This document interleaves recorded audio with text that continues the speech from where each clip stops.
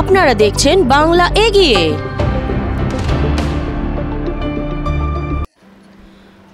Mission অভয়ার অন্তর্গত নারী ন্যায় অভিযান নামক কর্মসূচির ডাক দেয় পশ্চিমবঙ্গ মহিলা কংগ্রেস।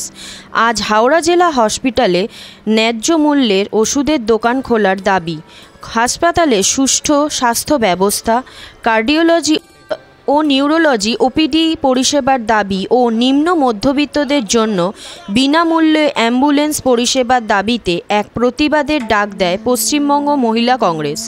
এই দিন হাওড়া জেলার আইএনটিইউসির শ্রাবন্তী সিং এর নেতৃত্বে প্রতিবাদ মিছিল বহু মহিলা ও পুরুষ কংগ্রেস সমর্থক অংশগ্রহণ করে। মিছিলের শেষ হাসপাতালে সুপারের কাছে ডেপুটেশন প্রদান করা হয়।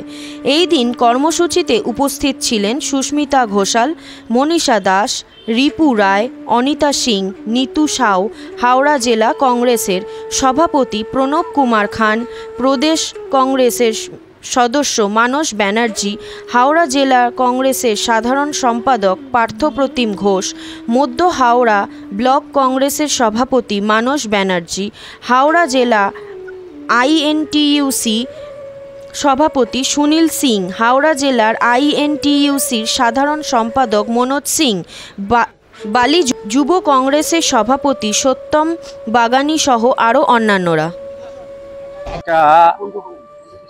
গোটা ভারতবর্ষে মহিলাদের একটা নারী ন্যায় মিশন চলছে, অর্থাৎ গোটা ভারতবর্ষে যেখানে যেখানে মেয়েদের ওপর অত্যাচার হচ্ছে, দলিত মেয়ে এবং অনাবাসী মেয়ে এবং যে সমস্ত মহিলারা কর্মসংস্থানের সুযোগ হারাচ্ছেন, বিভিন্ন সময়ে পারিবারিক অত্যাচারের সমস্যায় পড়ছেন, এছাড়া স্বাস্থ্য ব্যবস্থা, পৌর সুযোগ সুবিধা ইত্যাদি সমস্ত কিছু নিয়ে মহিলাদের যে প্রবলেমগুলো গোটা ভারত আজকে ফেস করছে এই মোদি সরকারের আমলে, তার বিরুদ্ধে গোটা ভারত জুড়ে মহিলাদের একটি বিশেষ মিশন তৈরি হয়েছে।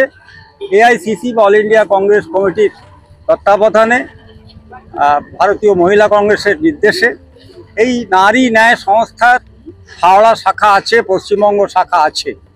আজকে আমাদের কর্মসূচি হচ্ছে যে আমাদের মহিলা কংগ্রেসের পক্ষ থেকে আমরা দেখতে পাচ্ছেন মহিলারা মিলে আমরা এখানে এসেছি।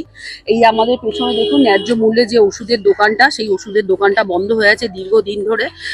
আত্মীয় পরিজনরা রুগীর ভীষণভাবে হয়রানিতে পড়ছেন, আর বিনামূল্যে যে অ্যাম্বুলেন্স পরিষেবা, সেই পরিষেবা বন্ধ আছে।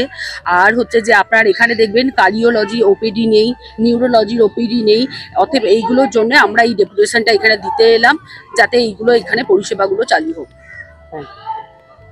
আশ্বাসন দিয়েছেন যে স্বাস্থ্য ভবনে এই বিষয়গুলো নিয়ে কথা বলবেন, কেন ওনাদেরও একটা দায়রা আছে, তার মধ্যে থেকে ওনারা কাজ করবেন, কিন্তু উনি আশ্বস্ত দিয়েছেন এই ব্যাপারটা আলোচনা সম্পর্কে যাবে।